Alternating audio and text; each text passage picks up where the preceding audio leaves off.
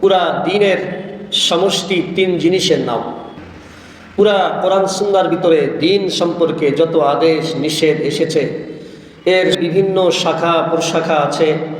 মুআমালাত আছে, মুআশারাত আছে, আখলাক আছে, নামাজ আছে, রোজা আছে, হজ আছে, যাকাত আছে, যেটাকে এক কথায় ইবাদত বলা হয়। এরকম হাজারো শাখা প্রশাখা আছে। তো এর সমষ্টি হচ্ছে তিনটি জিনিস। যদি কেউ এই তিনটি জিনিসকে পালন করতে পারে, তিনটি জিনিসকে ঠিক রাখতে পারে, তাহলে সে পুরা দিনকে ঠিক রাখলো। তাফসির কারকগণ তাদের তাফসিরের কিতাবে লিখেছেন, যেমন তাফসির যখিরাতুল জিনান, এই তাফসিরের কিতাবে তিনি লিখেছেন যে মূলত দ্বীনের সারসংক্ষেপ তিনটা জিনিস। একটা হচ্ছে ইবাদত হবে তো একমাত্র আল্লাহ তাআলার ইবাদত হবে, কারণ ইবাদতের উপযুক্ত, উপাসনার উপযুক্ত একমাত্র আল্লাহ তাআলা ছাড়া আর কেহই নয়। আল্লাহ পাক রব্বুল আলামিনই একমাত্র ইবাদতের উপযুক্ত। মুহতারাম হাজিরিন, এ ব্যাপারে অসংখ্য আয়াত এবং হাদিস এসেছে যে আল্লাহ তাআলাই একমাত্র ইবাদতের উপযুক্ত। লা ইলাহা ইল্লাল্লাহ, আল্লাহ তাআলা ছাড়া আর কোনো মাবুদ নাই, আর কোনো ইলাহ নাই। আর কোনো মাবুদ নাই, আর কোনো ইলাহ নাই, মানে একমাত্র ইবাদতের উপযুক্ত আল্লাহ তাআলাই। মুহতারাম হাজিরিন, আল্লাহ পাক রব্বুল আলামিন পবিত্র কোরআনুল কারীমে বলেন, ওয়াকাযা রাব্বুকা আল্লা তা'বুদু ইল্লা ইয়্যাহু। আল্লাহ পাক রব্বুল আলামিন তিনি ঘোষণা দিয়েছেন, তিনি ফয়সালা করেছেন একমাত্র ইবাদত হবে আল্লাহ তাআলার। আল্লা তা'বুদু ইল্লা ইয়্যাহু, তোমরা আর কারো ইবাদত করবে না, আর কারো উপাসনা করবে না। একমাত্র ইবাদত আর উপাসনা হবে আল্লাহ তাআলার। মুহতারাম হাজিরিন, আল্লাহ পাক রব্বুল আলামিন আমাদের মাবুদ, তিনি আমাদের একমাত্র ইবাদতের উপযুক্ত, এছাড়া অন্য কেহ আর ইবাদতের উপযুক্ত নয়। যদি আমরা এই বিষয়টাকে একটু বিস্তারিতভাবে জানার চেষ্টা করি, বোঝার চেষ্টা করি।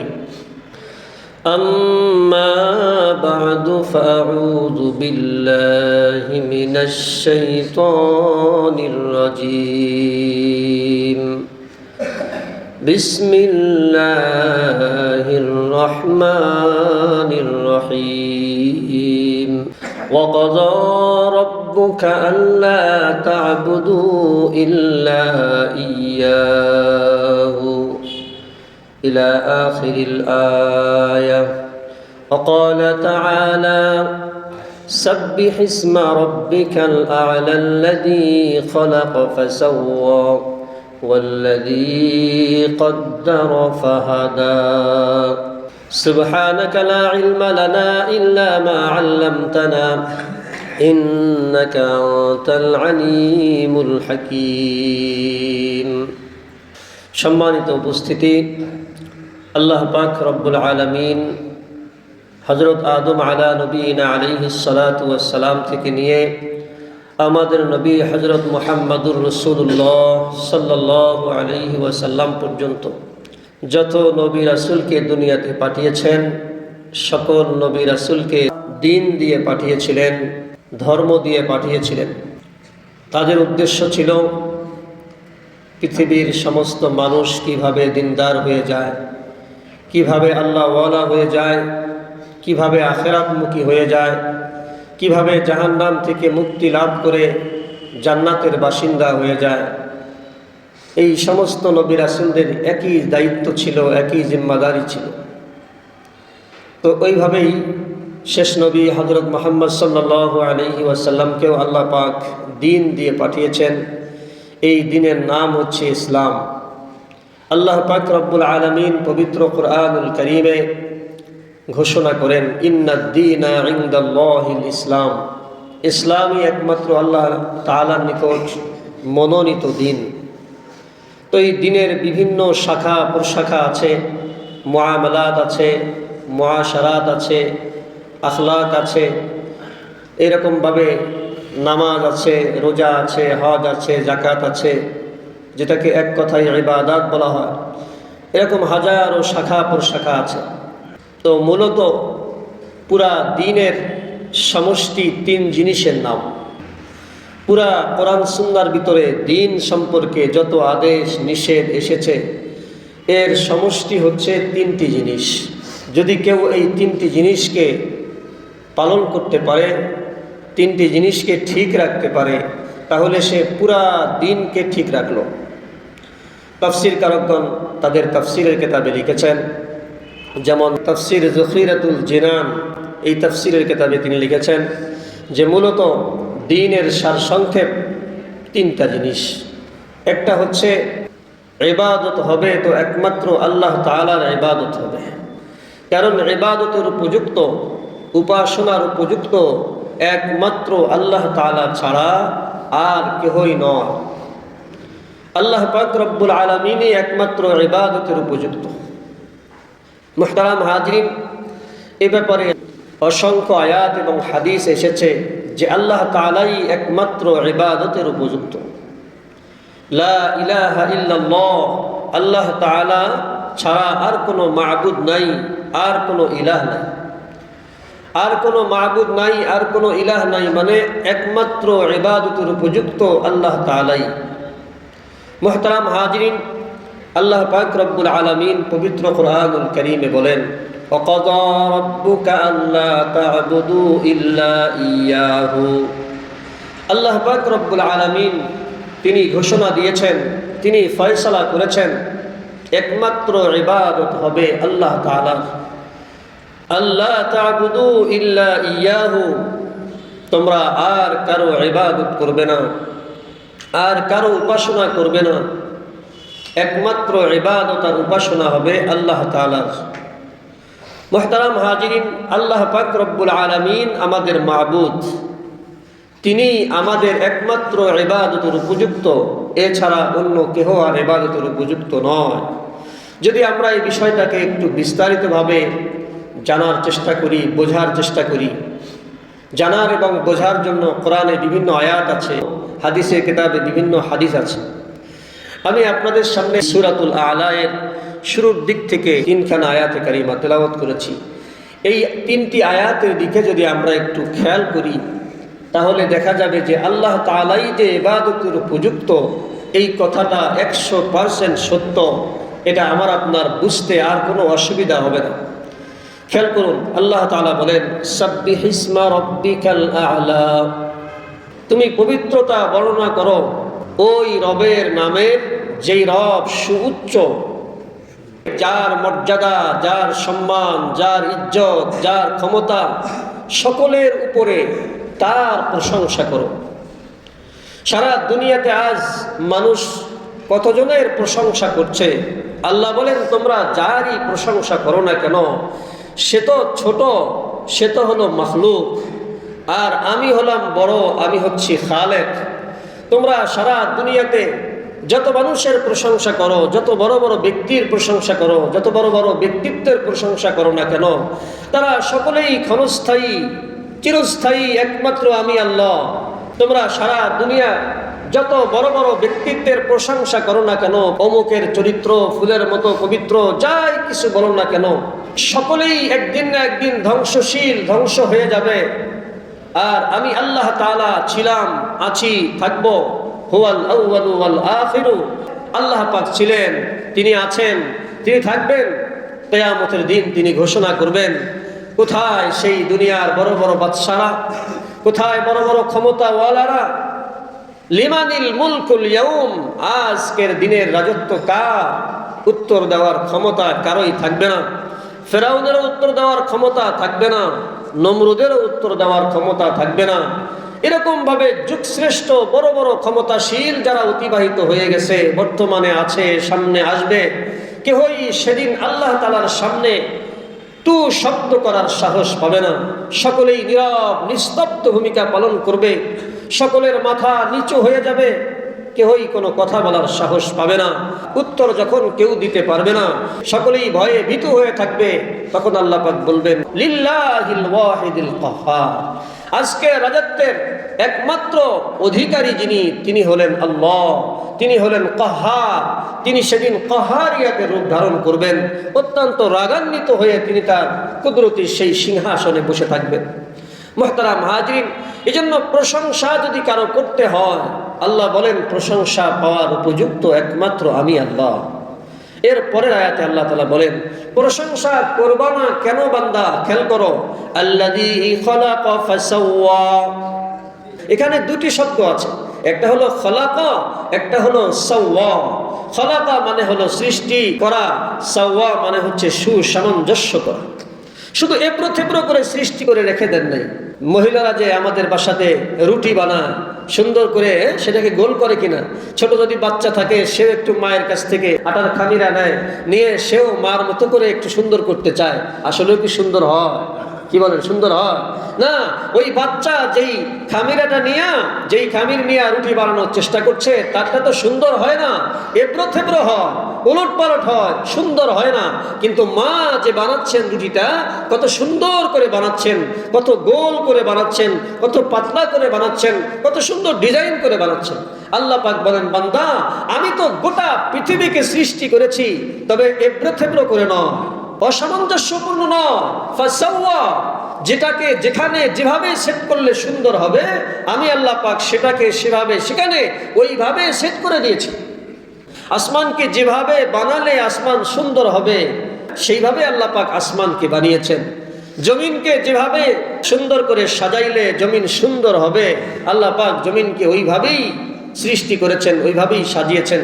মুহতারাম হাজরিন, চাঁদ বানিয়েছেন তো সুন্দর করে বানিয়েছেন, সুসামঞ্জস্যপূর্ণ করে বানিয়েছেন। সূর্য বানিয়েছেন তো সুসামঞ্জস্যপূর্ণ করে বানিয়েছেন। তবে আম গাছ দিয়েছেন তো আম গাছটা কেমন হলে মানাবে সেটাকে ওইভাবে বানিয়েছেন। জাম গাছ বানিয়েছেন তো জাম গাছটার পাতা কেমন দিলে মানাবে ওইভাবেই দিয়েছেন। এরকম লিচু গাছের পাতা, লিচু গাছের ডাল, লিচু গাছের গোড়া কেমন দিলে মানাবে সেটাকে সেইভাবে দিয়েছেন। গোটা সৃষ্ট জগৎকে আল্লাহ পাক সৃষ্টি তো করেছেন, পাশাপাশি সুসামঞ্জস্যপূর্ণ সৃষ্টি করেছেন। আল্লাহ পাক রব্বুল আলামিন মানুষকে সৃষ্টি করেছেন। মানুষের দেহের ভিতরে যে সকল অঙ্গ প্রত্যঙ্গগুলি আল্লাহ পাক দিয়েছেন, তাফসীর কারকগণ তো লিখতে লিখতে হয়রান হয়ে গেছেন। মানুষের শরীরে যে অঙ্গ প্রত্যঙ্গ আল্লাহ পাক দিয়েছেন, বলে চোখ দিলেন তো চোখটাকে সুন্দর করে বানিয়েছেন, সুন্দর জায়গায় বসিয়ে দিয়েছেন। চেহারার সামনে চোখটাকে বসিয়ে দিয়েছেন, বলে চোখের নিচে নাক দিয়েছেন, নাকের নিচে মুখ দিয়েছেন। আল্লাহ পাক সাজিয়েছেন আগে চক্ষু, তারপরে নাক, তারপরে ঠোঁট, এরপরে থুতনি, এরপরে গলা, এরপরে সিনা, এরপরে কোমর। এইভাবে যে সাজিয়েছেন আল্লাহ পাক, সে কথা বলেছেন আল্লাযী খালাকা ফাসাওয়া। সৃষ্টির পাশাপাশি তিনি সুসামঞ্জস্যপূর্ণ করেছেন। মুহতারাম হাজিরিন, আল্লাহ পাক হাতিকেও সৃষ্টি করেছেন, মানুষকেও সৃষ্টি করেছেন। হাতির দেহ বিশাল বড়, কিন্তু হাতির চক্ষু ছোট। হাতির চাইতে মানুষের দেহ ছোট, কিন্তু হাতির চক্ষু আর মানুষের চক্ষু দেখতে প্রায় কিছুটা কম বেশি, খুব বেশি একটা বড় নয়, খুব বেশি একটা ছোট নয়। তো দেখা গেল আল্লাহ পাক হাতিকে মানুষের চাইতে সুন্দর করে বানান নাই। এত বড় দেহের জন্য ছোট্ট একটা চোখ দিয়েছেন, কিন্তু মানুষের এই দেহের জন্য আল্লাহ পাক যে চক্ষু দিয়েছেন, এটা এই দেহের সাথে হাতির চাইতে অনেক গুণে মানা। কথা বলেন ঠিক কিনা?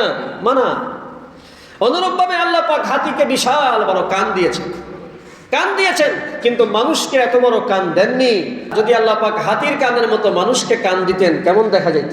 ভালো দেখা যাইতো না। আল্লাহ পাক হাত দিয়েছেন, খুব বেশি বড় হাত দেন নাই যে হাঁটতে গেলে মাটিতে লাগবে, এত বড় হাত আল্লাহ পাক দেননি। আঙ্গুল দিয়েছেন 5টা, খুব সুন্দর। এত সুন্দর আঙ্গুল আল্লাহ পাক অন্য কোনো প্রাণীকে দেননি। আল্লাহ পাক যেই সুন্দর চেহারাটাকে বানিয়েছেন, পৃথিবীতে আর দ্বিতীয় কোনো প্রাণী নাই যেই প্রাণীর চেহারা এত সুন্দর। মুহতারাম হাজিরিন, আমি যে কথাটি বলছিলাম যে ইবাদত হবে একমাত্র আল্লাহ তাআলা। কেন সে আল্লাহ পাকের ইবাদত কেন করব? আল্লাহ পাক এখানে তার কয়েকটা গুণ তুলে ধরেছেন। 1 নম্বর হলো যে তোমরা ওই ব্যক্তির প্রশংসা করো, ওই সত্তার প্রশংসা করো যেই সত্তা সুউচ্চ, সবার চাইতে বড়, হার লাইনে বড়, ক্ষমতার দিক থেকে বড়, সৌন্দর্যের দিক থেকে বড়, তিনি স্থায়িত্বের দিক থেকে বড়, তার প্রশংসা করা দরকার। তো তিনি তো আর কেহ নয়, তিনি হলেন একমাত্র আল্লাহ তাআলা। আল্লাহ বলেন আল্লাযী খালাকা ফাসাওয়া, যিনি সৃষ্টি করেছেন এবং সুসামঞ্জস্যপূর্ণও করেছেন। এরপরে বলেন ওয়াল্লাযী কদ্দারা ফাহাদা। বড় চমৎকার আলোচনা, ঘন্টার পর ঘন্টা আলোচনা করলেও শেষ হবে না। আল্লাযী কদ্দারা, যিনি মুকদ্দার করেছেন, যিনি নির্ধারিত করে দিয়েছেন, ফাহাদা এবং সুপথ দেখিয়ে দিয়েছেন। অনেকগুলি ব্যাখ্যা আছে, একটা ব্যাখ্যা বলছেন আল্লাযী কদ্দারা, যিনি মুকদ্দার করেছেন, নির্ধারিত করে দিয়েছেন, সীমা রেখা সেট করে দিয়েছেন। আমার আপনার জিন্দেগির একটা সীমা রেখা আছে কিনা? আমার আপনার জিন্দেগির সীমা রেখা যদি আমরা বয়সের দিক থেকে ধরি, তো একদিন না একদিন আমার বয়স শেষ হইতে বাধ্য, শেষ হয়ে যাবে, আমি ইচ্ছা করলেও আর থাকতে পারবো না। এই যে কদ্দার, একটা নির্ধারিত করে দিয়েছেন, হয় কারোর জন্য 60 বছর, কারোর জন্য 70 বছর, কারোর জন্য 70 বছর 6 মাস, হ্যাঁ, 1 সপ্তাহ, 1 দিন, 1 ঘন্টা, 1 মিনিট, এত সেকেন্ড পরে সে চলে যাবে। এই যে একটা নির্ধারিত করে আল্লাহ পাক দিয়েছেন, যদি এটা আমরা বয়সের দিকে খেয়াল করে দেখি, আর যদি আমাদের এই দেহের দিকে খেয়াল করে দেখি, আমার এই দেহে যে অঙ্গ প্রত্যঙ্গগুলি আছে এই দিকে যদি একটু খেয়াল করি, তাহলে এবার বোঝার চেষ্টা করি। আল্লাহ পাক আমাদেরকে 2টা হাত দিয়েছেন। এই হাতগুলিকে আল্লাহ পাক যে বানাইলেন, একটা সীমা রেখা দিয়ে বানিয়েছেন। বলে হাত বলতে বা অঙ্গ প্রত্যঙ্গ বলতে 2টা জিনিস বোঝায়, একটা হচ্ছে এই আকার আকৃতি, আরেকটা হচ্ছে এর ক্ষমতা বা শক্তি। হাতের একটা আকার আকৃতি আছে কিনা, এর ভিতরে আবার শক্তিও তো আছে। আকার আকৃতির ভিতরেও একটা সীমাবদ্ধতা আছে। আল্লাহ পাক কোনো মানুষের হাতকে অসামঞ্জস্যপূর্ণ বানান নেই, একটা সীমার ভিতরে রেখেছেন। বেশি খাটোও নয়, বেশি লম্বাও নয়। আবার এই শক্তির ভিতরেও সীমাবদ্ধতা দিয়েছে। হাতের যে শক্তি, এই শক্তি আল্লাহ পাক রব্বুল আলামিন একটা সীমা রেখার ভিতরে দান করেছেন। আল্লাহ পাক যখন এই শক্তিকে ছিনায় নেবেন, তখন এই হাতের শক্তি আর কেউ ফিরে পাবে না, আর কারো দ্বারা ফিরে পাওয়া সম্ভব নয়। আমি যে এখন হাত দিয়ে ধরছি, এই যে ধরার যে একটা শক্তি আমার হাতে, আল্লাহ বলেন ধরো, ধরতে থাকো, তবে একটা সময় তোমার ধরতে ধরতে তুমি আর ধরতে পারবা না। আমি যে পর্যন্ত ধরার ক্ষমতা দিয়েছি এই পর্যন্তই ধরতে পারবা, এতদিন ধরতে পারবা, এত ঘন্টা ধরতে পারবা, এত মিনিট ধরতে পারবা। এই ধরার শক্তি এতদিন পর্যন্ত তোমাকে আমি দিয়ে রেখেছি, এরপরে তুমি ধরতে চাইলেও আর ধরতে পারবা না। সীমারেখা দিয়ে দিয়েছি। এরপরে আমার আপনার যে চক্ষু, এই চক্ষু দিয়ে আমি আপনি দেখছি। এই যে দেখছি, আল্লাহ বলেন তুমি কত হাজার জিনিস দেখবা জানো? না না, তুমি জানো না, এটা আমি আল্লাহ পাক আগের থেকে কদ্দারা নির্ধারিত করে রেখে দিয়েছি। তুমি এত জায়গায় দেখবা, এতক্ষণ দেখবা, এত সময় দেখবা, এত বছর দেখবা, এরপরে দেখবা যে তোমার এই দেখার যে সীমা রেখা আমি আল্লাহ পাক শেষ করে দেব, তুমি আর ইচ্ছা করলেও দেখতে পারবা না। কি বলেন, আছে কিনা আমাদের সমাজে? আছে কিনা আমাদের সমাজে চোখের পাওয়ার নাই? হ্যাঁ, নাতি এসে সামনে উপস্থিত হয়, নাতিকে আর চেনে না। নাতনি এসে সামনে উপস্থিত হয়, আর চেনে না। আল্লাহ বলেন তোমার দৃষ্টি শক্তির সীমা আমি আল্লাহ পাক কদ্দারা আগের থেকে নির্ধারিত করে দিয়েছি। এতদিন পরে তোমার দৃষ্টি সীমা আমি আল্লাহ পাক ছিনায় নেব। মুহতারাম হাজিরিন, আমার আপনার কানের যে শ্রবণ শক্তি, এইটা আল্লাহ পাক নির্ধারিত করে দিয়ে দিয়েছেন, নির্ধারিত করে দিয়ে দিয়েছেন। যেদিনের সময় আল্লাহ পাক শেষ করে দেবেন, সেদিন আমি আপনি আর কানে শুনবো না। আমার আপনার এই বাক শক্তি, এই যে কথা বলছি, আল্লাহু আকবার, কথা যে বলছি, এই কথা আমি কতক্ষণ বলবো, কয়টা শব্দ বলবো, কয়টা বাক্য বলবো, এগুলি সব আগের থেকে আল্লাহ পাক রব্বুল আলামিন নির্ধারিত করে দিয়েছেন, সময় সেট করে দিয়েছেন। এই সময় অতিক্রান্ত হওয়ার পরেই আমি আর একটি শব্দ মুখ থেকে উচ্চারণ করতে পারবো না। অনুরূপভাবে আমার পা দিয়ে আমি চলছি, কত হাজার কিলোমিটার চলবো, কত দূর পর্যন্ত যাওয়ার পরে আমার সীমারেখা শেষ হবে, হ্যাঁ, আমার সময় শেষ হবে।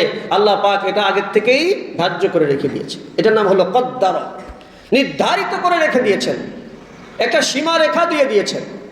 এরপরের অংশ ফাহাদা, যিনি পথ দেখিয়েছেন। আরে ভাই, অঙ্গ দিলেন, কিন্তু অঙ্গকে যদি পথ না দেখান, তাহলে এই মানুষটা আসল মানুষ হবে না, এই মানুষটা পূর্ণাঙ্গ মানুষ হবে না, এই মানুষটাকে বলা হবে প্রতিবন্ধী। হাত আছে, কিন্তু হাতকে আল্লাহ পাক যদি চলার ক্ষমতা না দেন, হাত কি চলতে পারবে? কি বলেন ভাই? হাত আছে, খেয়াল করুন, আল্লাযী কদ্দারা, যিনি হাত দিলেন এবং হাতের ক্ষমতা দিলেন, ক্ষমতা দেওয়ার পর ফাহাদা, এবং হাতকে উদ্দেশ্য করে বলেন, হে অমুক বান্দার হাত, ওই বান্দা যখন তোমার মাধ্যমে অমুক জিনিসটাকে ধরতে চাবে, তুমি তখন তার একরাম করবা, ধরার সুযোগ করে দিবা, তখন এই হাত ধরার সুযোগ করে দেয়। হ্যাঁ, আমার চক্ষু আছে, কে বানাইছেন ভাই চক্ষু? আল্লাহ তাআলা বানিয়েছেন। এই দৃষ্টি শক্তি কে দিয়েছেন? আল্লাহ তাআলা দিয়েছেন। এই যে দৃষ্টি শক্তি আমাকে দেওয়া হলো, আল্লাহ পাক এই চোখকে উদ্দেশ্য করে বলেন, এই যেই বান্দার শরীরে তোমাকে সেট করে দিয়েছি, এই বান্দা যেদিকে তাকাইতে চাবে ওই দিকে তুমি তাকাইবা। এই যে চোখকে আল্লাহ পাক হেদায়েত দিয়ে দিয়েছেন, চোখকে পথ দেখিয়ে দিয়েছেন, চক্ষু অমুক বান্দা যেদিকে তাকাইতে যাবে সেই দিকে তুমি তাকাইবা, সেই দিকে তুমি দেখবা। আর যদি আল্লাহ পাক চোখকে বলেন, চোখ তো দিয়েছিলাম কিন্তু আমি চোখকে নিষেধ করেছি, খবরদার তাকাইবা না। আসে না এমন ব্যক্তি সমাজে? আসে। জি, চোখ আর দেখে না, চোখে সব কিছুই আছে, দৃষ্টি শক্তিও ভিতরে আছে। আল্লাহর ইচ্ছা হয়েছে, আল্লাহ চোখকে উদ্দেশ্য করে বলেছেন আর দেখবা না, তোমার মাধ্যমে আর অমুক বান্দাকে তুমি পথ দেখাবা না। জি, চক্ষু আর দেখাইতে পারবে না। হাত দিয়েছে, হাত হঠাৎ করে অবশ হয়ে গেছে, আর নড়াচড়া করে না। কান আছে, কানের শ্রবণ শক্তি আছে। আল্লাহ পাক বলেন যে না, আমি তাকে আর শুনতে দেব না। ফাহাদা, এই যে পথ দেখাইছিলেন কানকে, কানের মাধ্যমে শোনার পথ দেখিয়েছিলেন, আল্লাহ পাক এই পথটাকে বন্ধ করে দিয়েছেন। মুসলমান অঙ্গ দিলেন, অঙ্গের ভিতরে শক্তি দিলেন, সেই শক্তিকে ওই রাস্তায় ব্যয় করার ক্ষমতাও আল্লাহ তাআলা দিলেন। এটা হলো আল্লাহ তাআলার কুদরতি এক সিস্টেম আল্লাহ পাক চালু করে দিয়েছেন। মুহতারাম হাজিরিন, এই বিষয়ে কথা বললে অনেক সময়ের ব্যাপার। আমি শুধু আপনাদেরকে যে বিষয়টি বলার চেষ্টা করেছি সে বিষয়টি হলো পুরা দ্বীনের সার সংক্ষেপ। কয়টি বস্তুর নাম? 3টি বস্তুর নাম। একটা হচ্ছে ইবাদত হবে একমাত্র আল্লাহ। আল্লাহ বলেন, ওয়াকাযা রাব্বুকা আল্লা তা'বুদু ইল্লা ইয়াহু। আল্লাহ বলেন, আমি চূড়ান্ত সিদ্ধান্ত নিয়েছি, তোমরা কারো ইবাদত করবা না, ইবাদত করবা একমাত্র আমি আল্লাহ। যে আল্লাহ আমি সব কিছু সৃষ্টি করলাম, সবাইকে সুন্দর করে বানাইলাম, সুসামঞ্জস্যপূর্ণ করলাম, তোমাদেরকে এরকম শক্তি দিলাম, তোমাদেরকে অঙ্গ প্রত্যঙ্গ দান করলাম, অনেক কিছু দিয়েছি তোমাদেরকে যেগুলি তোমরা গণনা করেও শেষ করতে পারবা না। তো যে আল্লাহ তোমাদেরকে এত কিছু দিলেন, যেই সত্তা তোমাদেরকে এত কিছু দিলেন, সেই সত্তার ইবাদত করা, এটার নাম হলো ইনসাফ। এটার নাম কি ভাই? ইনসাফ। যিনি আমার সব কিছু দিলেন, তো তারই তো গোলামি করা দরকার। জি, এই কথাই তো আমরা বারবার বলছি, ইয়াকা না'বুদু ওয়া ইয়াকা নাস্তাঈন। বলছি তো মুখে মুখে, বাস্তবতায় কতটুকু আসে এটাই হলো দেখার বিষয়। ইয়াকা না'বুদু মানে আমি, হে আল্লাহ আমি আপনারই ইবাদত করি, হে আল্লাহ আমরা আপনারই ইবাদত করি। বারবার ওয়াদা করছি, বারবার প্রত্যেক রাকাতে ওয়াদা করছি, প্রত্যেক নামাজে কয়েকবার ওয়াদা করছি, সুবহান রাব্বিয়াল আযীম। আমি তো সেই রবের প্রশংসা করছি যেই রব মহান, সুবহান রাব্বিয়াল আ'লা। আমি তো সেই রবের প্রশংসা করছি যেই রব সুমহান, সুউচ্চ মর্যাদাশীল। এই যে প্রত্যেক রাকাতে বারবার বলছি, এই যে বলছি, কিন্তু বাস্তবতায় আনতে হবে। শুধু মুখে মুখে বললেই হবে না, বাস্তবতায় আনতে হবে। যদি কোনো ব্যক্তি এই সুবহান রাব্বিয়াল আ'লা, সুবহান রাব্বিয়াল আযীম, ইয়াকা না'বুদু ওয়া ইয়াকা নাস্তাঈন, এই যে মুখে যে কথাগুলি বলছে, এই কথাগুলিকে যদি সে বাস্তবে রূপ দিতে পারে, তাহলে পুরা দিনের যে সারসংক্ষেপ 3 বস্তু, এক বস্তু হচ্ছে আল্লাহ পাকের ইবাদত করা, এর হক সে পুরাপুরি আদায় করে ফেলেছে। সুবহানাল্লাহ। চিন্তা করার বিষয়। হ্যাঁ, বাস্তবতায় আনতে হবে। তাহলে এই হলো একটা, যে ইবাদত হবে একমাত্র কার? আল্লাহ তাআলা। দ্বিতীয় নম্বর, সময় যেহেতু একেবারে কম, লম্বা করার সুযোগ নাই। দ্বিতীয় নম্বরটা হচ্ছে ইত্তেবায়ে রাসূলুল্লাহ সাল্লাল্লাহু আলাইহি ওয়াসাল্লাম। রাসূলুল্লাহ সাল্লাল্লাহু আলাইহি ওয়াসাল্লামের অনুসরণ। আগে যে ইবাদত করব আল্লাহর, এই কথা যে বলেছি, এই ইবাদতটা আবার নিজের মন গড়া হলে চলবে না, রাসূলের তরিকা অনুযায়ী ইবাদতটা হইতে হবে। বলে নামাজ পড়লে আল্লাহ খুশি হয়, রোজা রাখলে আল্লাহ খুশি হয়, তাসবিহ পাঠ করলে আল্লাহ খুশি হয়, কোরআন তেলাওয়াত করলে আল্লাহ খুশি হয়, যাকাত দিলে আল্লাহর ইবাদত হয়, রোজা রাখলে আল্লাহর ইবাদত হয়, সবই ঠিক আছে। তবে এই সব কাজগুলি কার তরিকায় হইতে হবে? রাসূলের তরিকায় হইতে হবে। তাছাড়া এগুলি সব বৃথা যাবে। আল্লাহর ইবাদত তো 100% করতেই হবে, কিন্তু ইবাদতটা হবে রাসূলের তরিকা। রাসূলের তরিকা বাদ দিয়া আল্লাহর ইবাদত যত চমৎকারই হোক না কেন, আল্লাহ বলে যে না, এটার 1 পয়সার কোনো মূল্য নাই। আমার ইবাদত করার জন্য প্রথম শর্ত হলো আমার হাবিবের সুন্নত তরিকা অবলম্বন করতে হবে। মুহতারাম হাজিরিন, জুমার ফরজ নামাজ কয় রাকাত? এই যে আমরা একটু পরে পড়বো, কয় রাকাত? 2 রাকাত। এখন যদি কোনো ইমাম সাহেব 3 রাকাত পড়ে, সব বেশি হবে, কি বলেন? নামাজ তো অনেক ভালো ইবাদত, আচ্ছা আর 2 রাকাত একটু বাড়ায়া পড়লাম, মহা খুশি হবে আল্লাহ। আল্লাহ বলেন যে না, আমার হাবিবকে পড়তে বলেছি 2 রাকাত, তোমার নামাজে হবে জুমার 2 রাকাত, বেশি পড়লে হবে না। মাগরিবের ফরজ নামাজ কয় রাকাত? 3 রাকাত। এখন যদি ইমাম সাহেব চিন্তা করে যে আর 1 রাকাত বাড়ায় পড়লে 4 রাকাত হয়ে যায়, হ্যাঁ 4 রাকাত তো জোহরের ফরজও 4 রাকাত, 4 রাকাত তো আসরের ফরজও 4 রাকাত, 4 রাকাত তো এশার ফরজও 4 রাকাত, তো মাগরিবটাও 4 রাকাত পড়লাম। আল্লাহ বলেন যে না, এই নামাজের আমার দরকার নাই, আমার হাবিব পড়েছে 3 রাকাত, তোকেও পড়তে হবে 3 রাকাত। ঠিক আছে? আল্লাহর ইবাদত করতে গেলে রাসূলের সুন্নত তরিকার বাহিরে হলে সেটা ইবাদত হবে না, এটা হবে মন গড়া আমল। এই মন গড়া আমল দিয়া আল্লাহকে পাওয়া যাবে না। মুহতারাম হাজির, 3 নম্বরটা হচ্ছে মাখলুকের খেদমত। 1 নম্বর রবের ইবাদত, 2 নম্বর রাসূলের ইতাআত, 3 নম্বর মাখলুকের খেদমত। আল্লাহু আকবার, কি আর খেদমত আমরা করতেছি, যে যাকে যেভাবে ঠকাইতে পারে। কি বলেন? এই বর্তমান জামানা যদি আমরা একটু চিন্তা করি, কাপড়ের দোকানে গেলে গজে কম দেয়, কাঁচামালের দোকানে গেলে ওজনে কম দেয়। আরে ভাই, কোন লাইনে যাব? মাছের দোকানে গেলে বলে খুব টাটকা মাছ, এটা তো অমুক সাগরের মাছ, এটা তো অমুক বিলের মাছ, অথচ তার নিজের পুকুরের চাষ করা মাছ। কি বলেন? হ্যাঁ, কত রকমের ধোঁকা। মানুষের খেদমত, মাখলুকের খেদমত, এটাও দিন, এটাও দিন। এ বিষয়ে লম্বা আলোচনা করা দরকার, দীর্ঘ আলোচনা করা দরকার। মাখলুকের খিদমত আজ আমাদের থেকে উঠে গেছে। না আছে আমাদের ভিতরে রবের ইবাদত, না আছে আমাদের ভিতরে রাসূলের ইতাআত, না আছে আমাদের ভিতরে মাখলুকের খিদমত। অথচ পুরা দিন, যেই দিন আল্লাহ পাক রব্বুল আলামিন আদম আলাইহিস সালাম থেকে নিয়ে আমাদের নবী মুহাম্মদ সাল্লাল্লাহু আলাইহি সাল্লাম পর্যন্ত সমস্ত নবী রাসূলকে আল্লাহ পাক যেই দিন দিয়ে পাঠিয়েছিলেন, হাজারো শাখা প্রশাখা আছে এই দিনের, এর সমষ্টির নাম হলো 3 জিনিস। 1 নম্বর হলো আল্লাহর ইবাদত, এই ইবাদত আমাদের ভিতরে নাই। 2 নম্বর রাসূলের ইতাআত অনুসরণ, এটা আমাদের ভিতরে নাই। 3 নম্বর মাখলুকের খিদমত, এইটাও আমাদের থেকে উঠে গেছে। আমরা আল্লাহর জায়গায় অন্য কাউকে শরীক করছি, রাসূলের জায়গায় বাবা অমুক অমুককে শরীক করছি, আর মাখলুকের খিদমতের জায়গায় মাখলুকের উপরে জুলুম করছি, মাখলুককে ঠকাচ্ছি, মাখলুককে ধোঁকা দিচ্ছি। তো 3টা পুরা দিনের সমষ্টি 3 জিনিস, এর ভিতরে পূর্ণাঙ্গভাবে আমার ভিতরে আপনার ভিতরে একটাও নাই। কথা কি সত্য না মিথ্যা? হ্যাঁ, এই জন্য ভাই, দিন ছাড়া আল্লাহকে খুশি করা যাবে না, দিন মানা ছাড়া জান্নাত পাওয়া যাবে না, দিন মানা ছাড়া দুনিয়া আখিরাত কোথাও শান্তি পাওয়া যাবে না। একটা আয়াতের অনুবাদ বলে শেষ করে দিচ্ছি।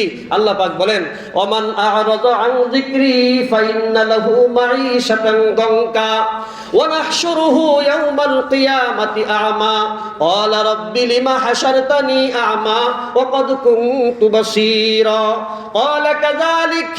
ক্বালা কাযালিকা আতাতকা আয়াতুনা ফানাসিতাহা ওয়া কাযালিকাল ইয়াওমা তুনসা।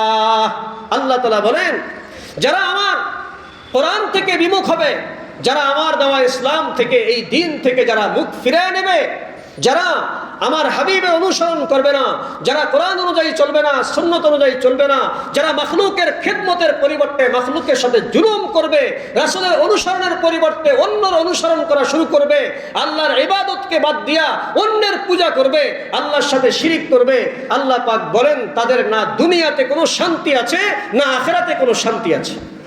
ফাইন্না লাহু মাঈশাতান দানকা, অনেক লম্বা ব্যাখ্যা এটা।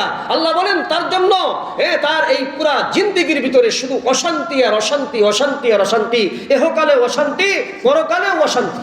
এবং বড় কষ্টের কথা আল্লাহ পাক এরপরে বলেন, ওয়া নাহশুরুহু ইয়াওমাল কিয়ামাতি আ'মা। আল্লাহ বলেন ওই লোকটার হাসর হবে যে অবস্থায় সে অন্ধ হয়ে উঠবে। ওই ব্যক্তি আল্লাহকে জিজ্ঞাসা করবে, ওই লোকটা জিজ্ঞাসা করবে, লিমা হাশারতানি আ'মা, হে আল্লাহ তুমি আমাকে অন্ধ করে উঠাইলা কেন? ওয়াকাদ কুনতু বাসীরা, আমি তো দুনিয়ায় চক্ষুওয়ালা ছিলাম, আমি তো আমার মায়ের চেহারা দেখেছি, আমি তো আমার বাবার চেহারা চক্ষু দিয়ে দেখেছি, আসমান দেখেছি, জমিন দেখেছি, কত নিয়ামত দেখেছি, আমার চক্ষু তো দুনিয়ায় তুমি দিয়েছিলা, হাশরের ময়দানে কেন আমাকে অন্ধ করে উঠাইলা? আল্লাহ বলে, ক্বালা কাযালিক, দুনিয়ায় যেমন তুমি আমার কোরআনের দিকে দেখেও দেখোনি, আমার হাবিবের সুন্নত তরিকার দিকে দেখেও দেখোনি, আমার মাজলুম মাখলুকের সাথে জুলুম করেছ, আজ এই প্রতিশোধ আমি তোমার থেকে নিয়ে নিলাম। কাযালিক, তুমি যেমন করেছ আমি এখন তেমন করলাম। ক্বালা কাযালিকা আতাতকা আয়াতুনা ফানাসিতাহা, তোমার কাছে কোরআন পাঠিয়েছিলাম, নবী পাঠিয়েছিলাম, নবীর পরিবর্তে উলামাদেরকে পাঠিয়েছিলাম, ফানাসিতাহা, তুমি এগুলাকে কোনো কর্ণপাত করনি, এগুলা কোনো মূল্য দাওনি, তোমার মতো করে তুমি তোমার জীবন চালিয়েছো। না আছে ইবাদত, না আছে রাসূলের সুন্নাত, না আছে মাখলুকের খিদমত। আজ তুমি এর ফলাফল সামনে ভোগ করবা। যাই হোক, আমাকে আপনাকে সিদ্ধান্ত নিতে হবে পুরা দিন অনুযায়ী আমরা চলবো। পারবো তো ইনশাআল্লাহ? কারা কারা নিয়ত করলেন পুরা দিন অনুযায়ী চলবেন? পুরা দিন অনুযায়ী আল্লাহ তাআলা আমাদেরকে কবুল করুন। পুরা দিনের সারমর্ম কয়টা জিনিস বলেন? মুখস্থ বানাইতে মুখস্থ। এক নম্বর কি? শব্দ হয়েছে না? আল্লাহরই ইবাদত। দুই নম্বর কার অনুসরণ? রাসূলের অনুসরণ। তিন নম্বরে কার খেদমত? মাখলুকের খেদমত। এই মাখলুক বলতে একেবারে মানুষ থেকে নিয়ে একটা পিঁপড়া পর্যন্ত। আমি দুঃখিত, এইগুলো বিষয়ে অনেক লম্বা আলোচনা আছে, শুধুমাত্র সংখ্যাগুলি আপনাদের সামনে খুবই সংক্ষেপে বললাম। মুহতারাম হাজিরিন, এখন